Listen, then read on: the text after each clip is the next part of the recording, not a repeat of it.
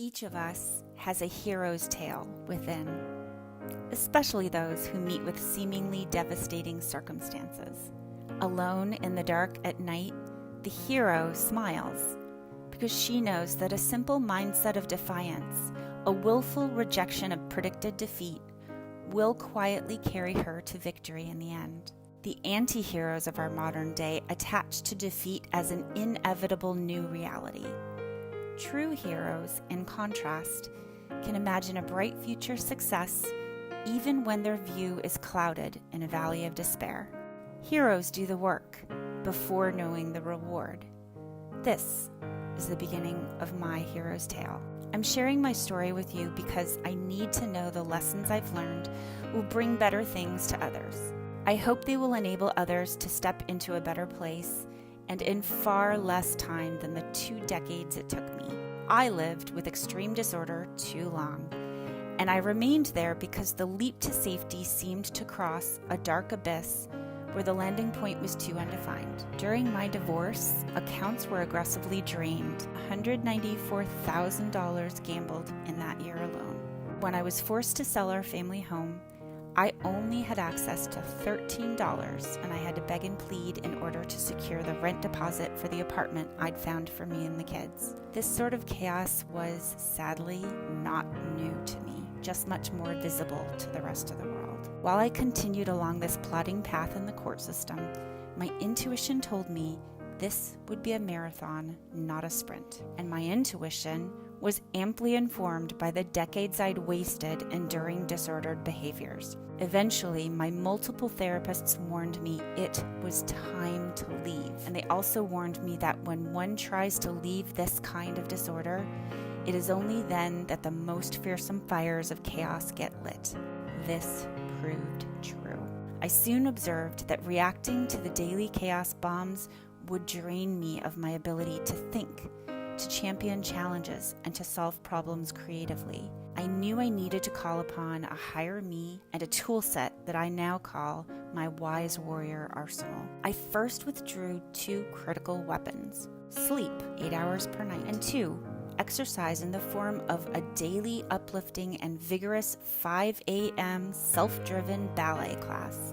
I leveraged these weapons, sleep and ballet class, every day with almost no exceptions from 2018 to 2020. The 2020 COVID pandemic did not stop me. My hot, humid garage served as my dance studio. These consistent practices and others I added to my arsenal along the way anchored me so that the many metaphorical tornadoes that hit during that time could not knock me down. I was healthy, rested, mentally clear, and later in 2020, when the Florida weather cooled, I ventured outdoors and enjoyed my dance ritual under the stunning blue St. Petersburg skies while my English black lab Donovan wrestled with peers. I could see that more and more my life was becoming one built upon what mattered to me. I could feel myself becoming the hero and no longer the victim. Pain and fear evolved into a cherished lesson and a glorious gift. The lesson was in the divorce, the loss of stability, and the pandemic. They all taught me that whatever I need can be drawn from within. What better fruits to enjoy at the end of that rainbow than an exhilarating, self-made, cost-free outdoor ballet class conducted against the backdrop of a golden sunrise on Coffee Pot Bayou. The old me would never have ventured to do those silly things, so I'm so grateful that because of my troubles, I did. These years of divorce chaos were simply the final bookend on an already exhausting 2 decades of chaos.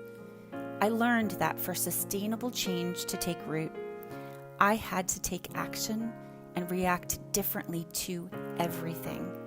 I also had to have faith that even the smallest changes within me, invisible to the naked eye, much like the movement of our spinning planet, were nevertheless real and important progress. On any given day throughout my journey, an onlooker may have seen nothing but an inert woman, when in fact I was digging in hard and calling upon myself to shift, to change, and to act and react in a whole new way. Success was evident when, the day that my dissolution of marriage was finally stamped by the judge, I stood there as a healthy, unbroken, hopeful, and positively changed woman who deliciously desired a million good things for herself. This hero had won. So, going forward, I know that whatever I have endured, the same hardship may fall upon my next door neighbor, or to a stranger on the other side of the world, or to some future someone who is today a child too young to speak. I've amassed 6 large legal-sized bins that house notes of the lessons I've learned.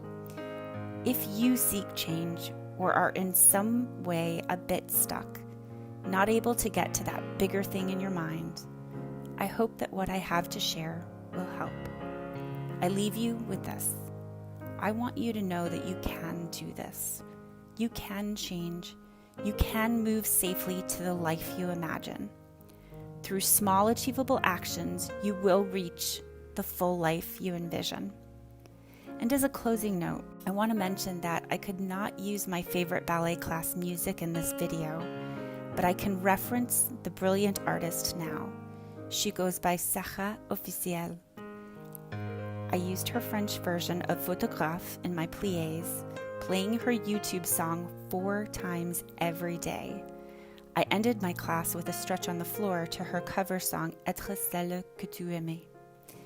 Her hauntingly beautiful versions of these songs were at once both sad and peaceful accompaniments to my dancing. Her artful lyricism had me singing along. Et les jours défilent, mais tu n'es pas là, et dans la nuit, je cherche encore tes bras. J'ai baissé ma garde et tu as tout changé. Je m'étais habituée à être celle que tu aimais.